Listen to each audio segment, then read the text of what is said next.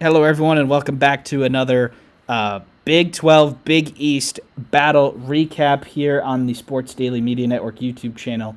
I'm your host, Sean Vowells, and I'm joined by Mike Koomar. Tonight, Mike and I will go over a conference challenge, closer than the last one, but still a pretty clear winner. We did talk about the two Tuesday games in last week's episode, Mike, so a quick recap of those for those who did not watch that video.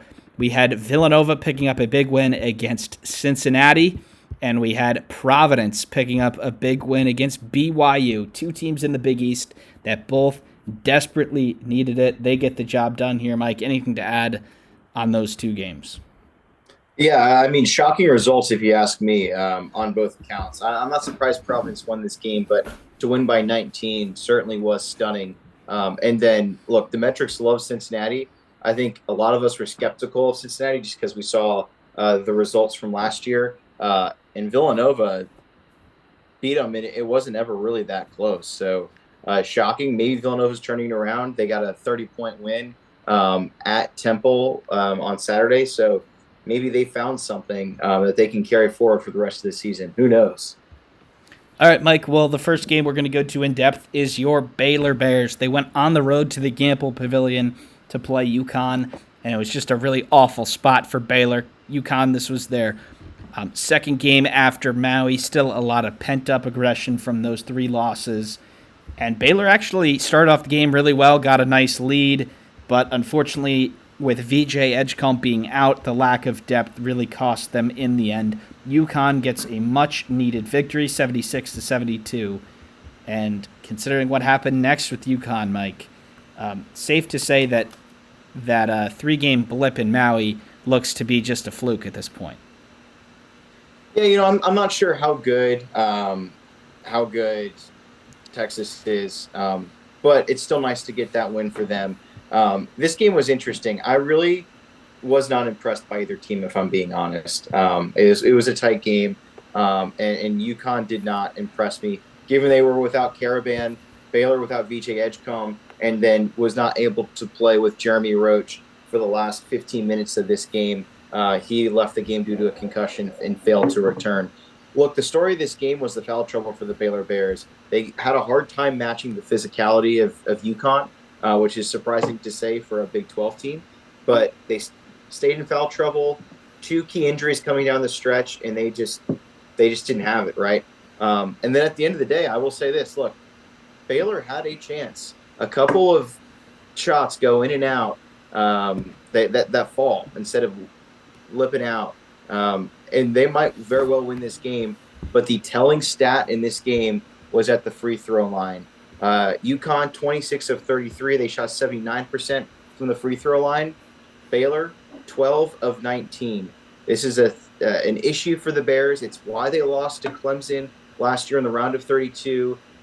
We've been saying this for the last few years with Baylor. Their kryptonite seems to be the free throw line. And they're showing that tonight as well. They're up by 24 against Abilene Christian, but they're 2 of 7 from the charity strike.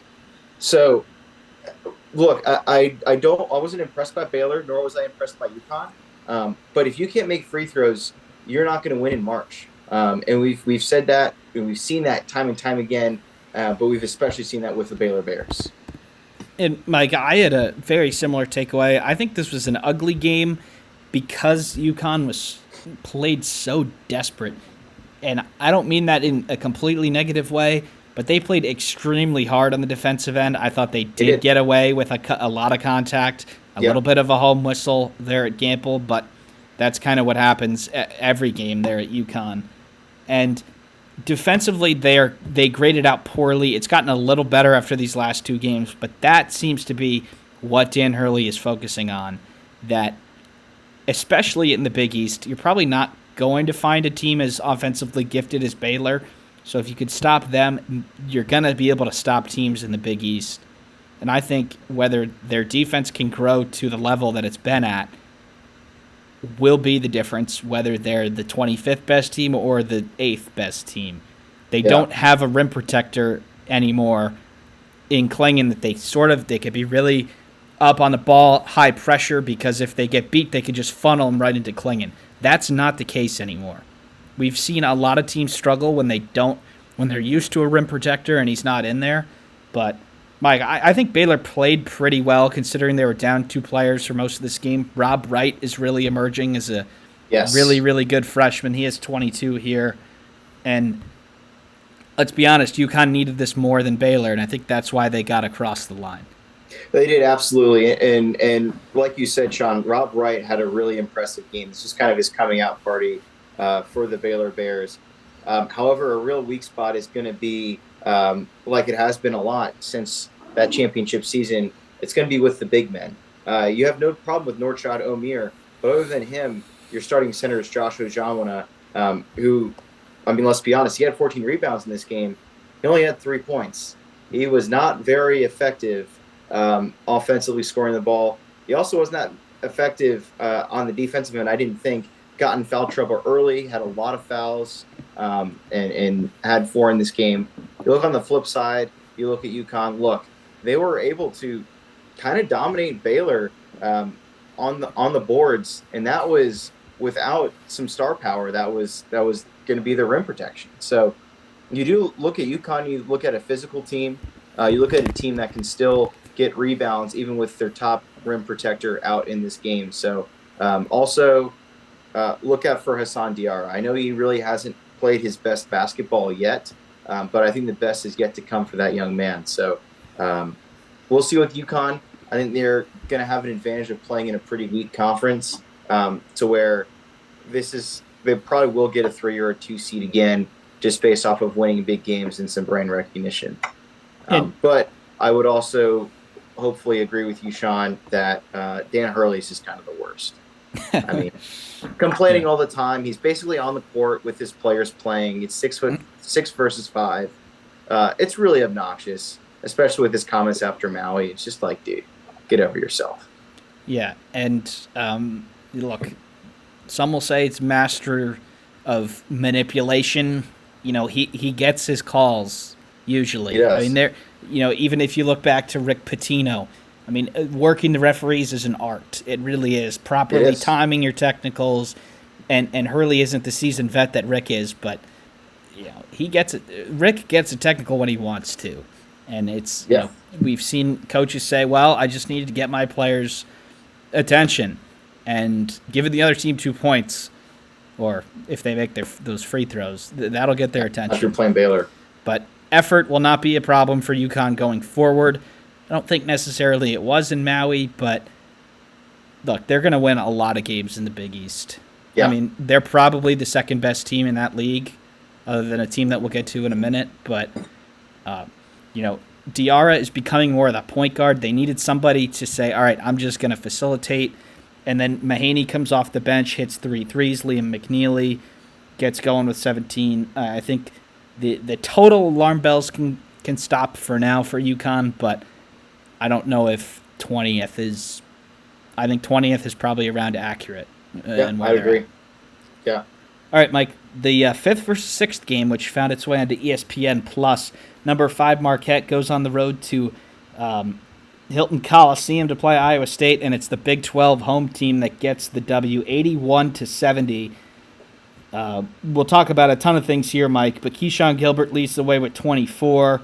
They keep Cam Jones to just 14 on 6 of 21 shooting. Iowa State led most of this game, unable to really put them away with a kill shot, but they end up with a double-digit victory, and Iowa State is really going under the radar so far. Yeah, they really are. One thing, Sean, I think to highlight about the Big 12 Big East battle, the home team was 10-1, and this is just another example of the home team winning. I think Oklahoma State was the only team that was able to win on the road and deliver the Big 12 the victory. But yeah, this Iowa State team, look, they were dominating this game early and often. I think they had an 11-point lead at halftime. But all of a sudden, Marquette fought and clawed their way back and tied this ball game up with about 9 minutes to go. But kudos to Iowa State. They responded really well, as you'd expect a TJ Osselberger coach team. They got that lead back and dominated coming down the stretch. Look, Iowa State's really good this year. They might be the favorite in the Big 12 right now, seeing what everything else is going on. I think they're going to be right up there with Kansas to have a chance. And with how biased the Big 12 tournament is, you got to like their chances of winning the Big 12 tournament as well. So, yeah, I mean, you look at this roster and they've got pretty good depth and they're getting a lot of scoring off their bench. Look at this Marquette game; they got 28 bench points. That's pretty impressive, and that's from 3 different players. And Mike, their only loss is to Auburn, and they led that game for most of it. And that game, so they lost on tip-in. They're close to being undefeated with likely a Maui victory and all that. But the one thing that I want to talk about for them is that they are scoring a lot of points this year. Always their defense has been good against under Otzelberger. But, Mike, they're 6th in offensive efficiency.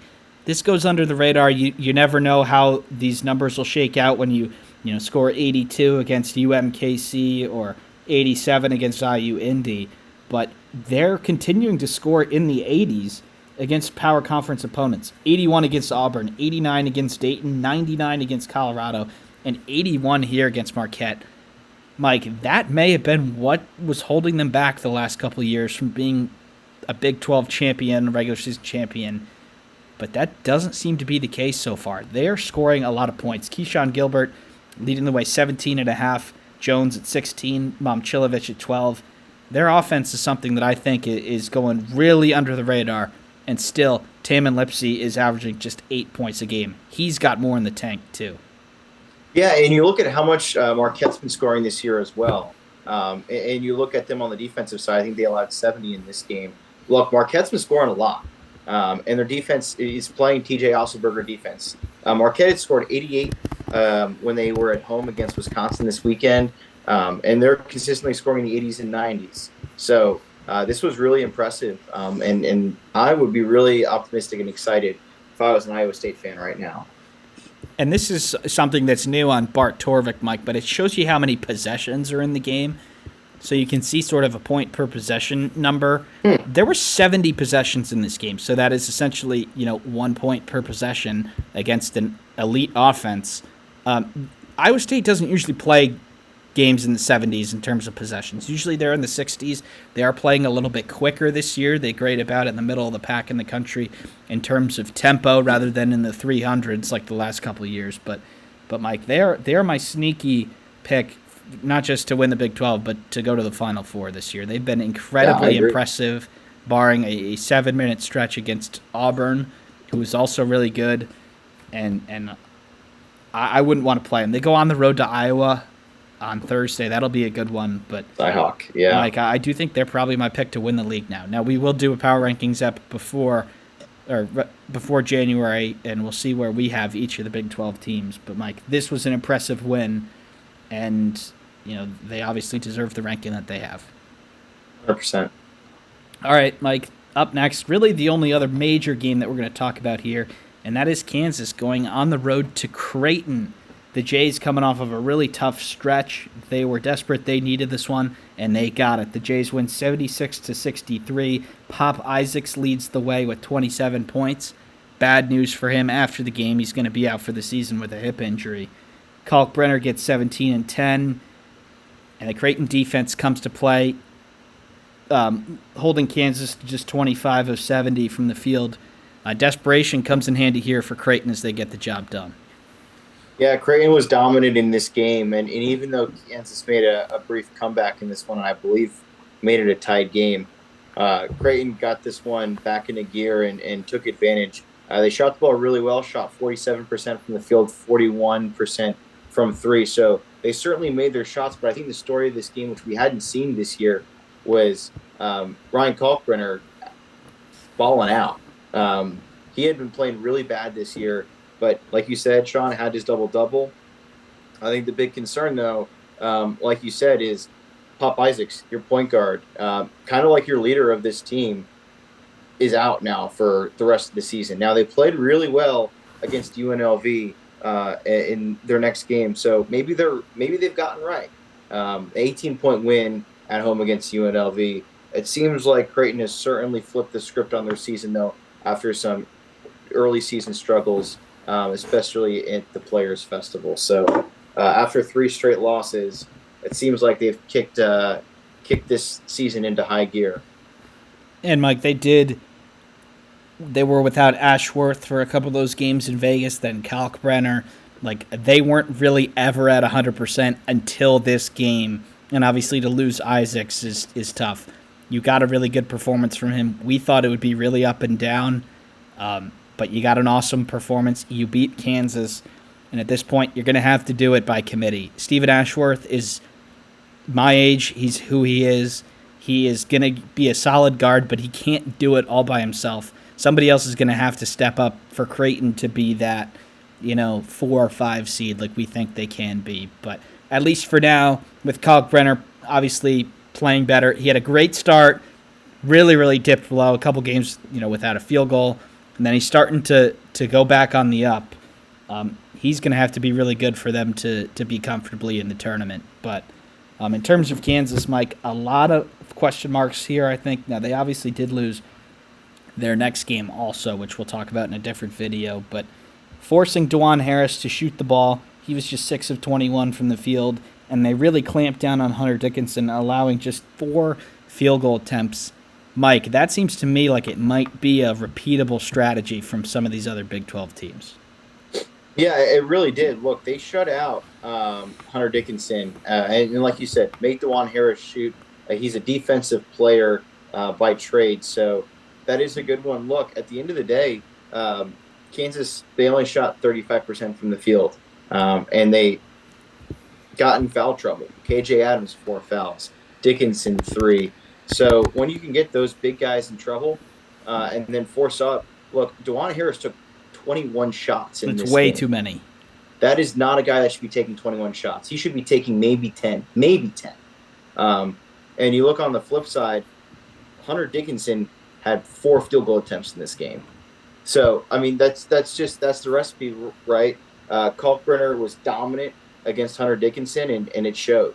So, I think there is certainly a recipe to beat Kansas that is out there now. And then we saw it again on Sunday, when they lost to Missouri. That was a game that shocked me.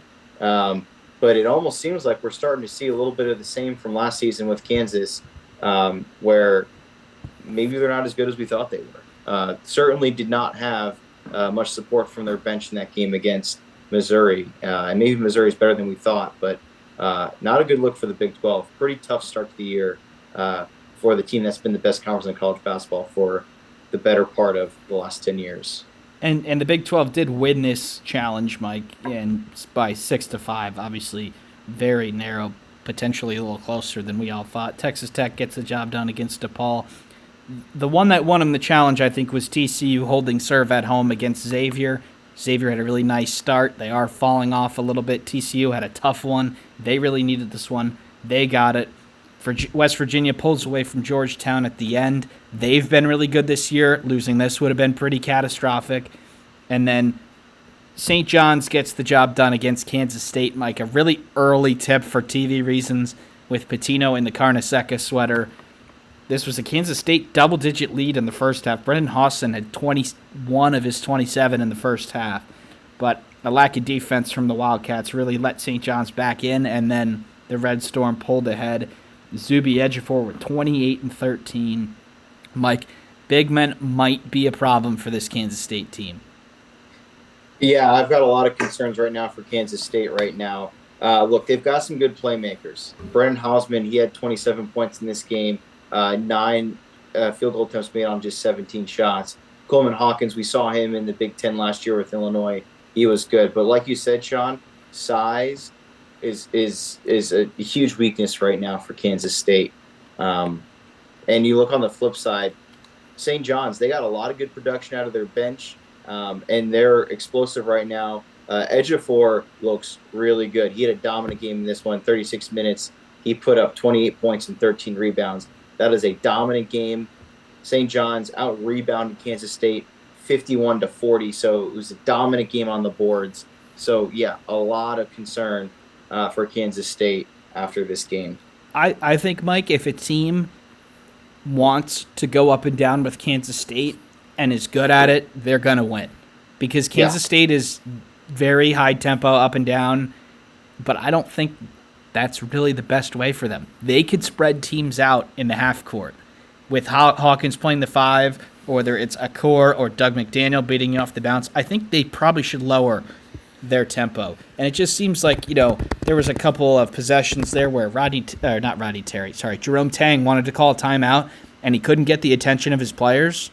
2 possessions in a row, he was halfway on the floor begging for a timeout, and nobody saw him, and they didn't call it. Turnover, missed shot.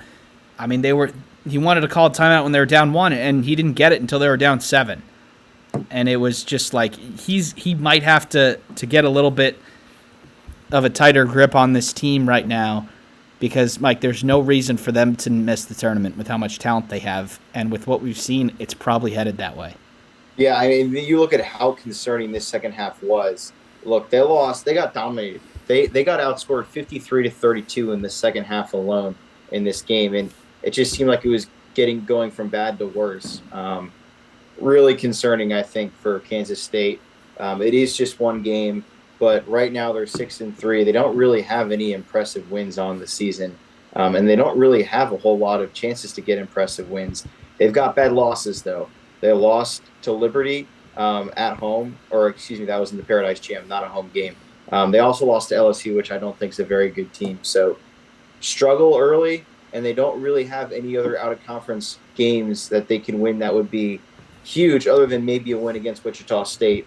They play the Shockers later on this year, but we haven't really seen Wichita State play any good teams, so we don't know if they're any good or not. So more to follow on Kansas State, but yeah, I'll be very concerned going into Big 12 play. I think they've also got one of the tougher schedules in the Big 12. They've got to play Kansas twice. They've got to play Iowa State twice. So it is a little bit concerning for where they are right now. And I guess you could turn that around and say, well, their opportunity is there for them to turn it around. But, Mike, they're a team that's playing high possession games, and they're barely a top 100 offense. You don't see teams like that do that very often, especially when the offenses that they're playing are better. The way that you win is less possessions, less of a sample size, and maybe you can win it there. Obviously, the Octagon is a great arena. I do think they'll probably win 2 or 3 really big games there at home. But at this point, you have to think that bottom half, if they get to the middle of the pack, that might be a good finish for this Kansas State team. A lot of concerns for Jerome Tang. Houston took down Butler pretty handily, not much there, and then Oklahoma State took it to Seton Hall in New Jersey. The Big 12 wins the challenge 6-5. Mike, that's all we have for today. Thank you for tuning into this video, and we'll see you next time.